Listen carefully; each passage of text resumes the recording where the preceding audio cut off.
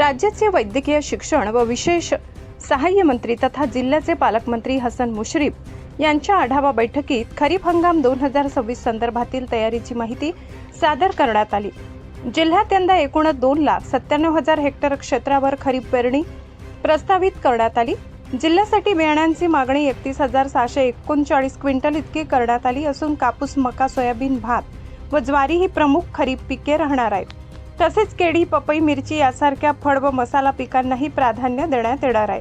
खत पुरवठ्याबाबत जिल्ह्यासाठी 1,07,800 मेट्रिक टन मंजूर आवंटन असून आज अखेर 38,775 मेट्रिक टन खत उपलब्ध झाले। टंचाई सदृश परिस्थिती टाळण्यासाठी युरिया 3,100 मेट्रिक टन व DAP 350 मेट्रिक टन राखीव साठा ठेवण्यात आलाय। गुण नियंत्रणासाठी जिल्हा स्तरावर 1 व तालुका स्तरावर 6 भरारी पथके स्थापन करण्यात आली। तसेच शेतकऱ्यांच्या तक्रारींचे निवारण करण्यासाठी जिल्हा व तालुका स्तरावर तक्रार नियंत्रण कक्ष सुरू करण्यात आले। यावेळी पालकमंत्री हसन मुश्रीफ यांनी शेतकऱ्यांना वेळेत बियाणे, खते व आवश्यक सुविधा उपलब्ध करून देण्याच्या सूचना प्रशासनाला दिल्या। साठेबाजी करणारे व डुप्लिकेट बियाणे विकणाऱ्यांवर कडक कारवाई करण्याचे निर्देशही त्यांनी दिले। जून महिने असे आहेत की जूनपासून पाऊस चालू होत असल्यामुळं आपण खरीपाच्या आढावा बैठक ही जिल्ह्याची घ्यावी आणि मग विभागीय आणि मग राज्याचे मुख्यमंत्री महोदय यांची या अध्यक्षतेखाली घेतली जाते।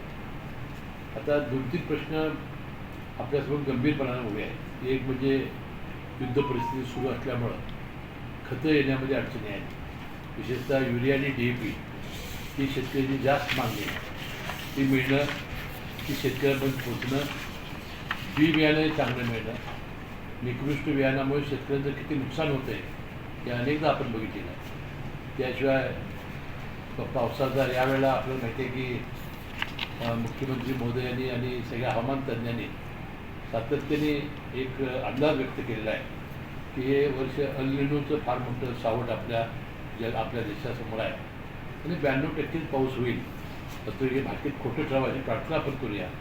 परंतु जर झालं तर आपल्याला सामूहिकपणे यावर मात करण्याची आवश्यकता आहे। आता आपल्या जिल्ह्यामध्ये असलेले पाण्याचे साठे आहेत ते जपून वापरणं।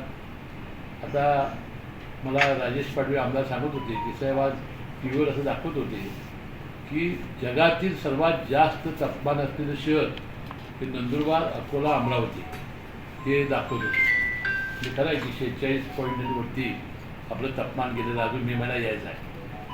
तर मग यामध्ये एवढं जर उष्णता होणार असेल तर बाष्पीभवनही त्या पद्धतीने होणार।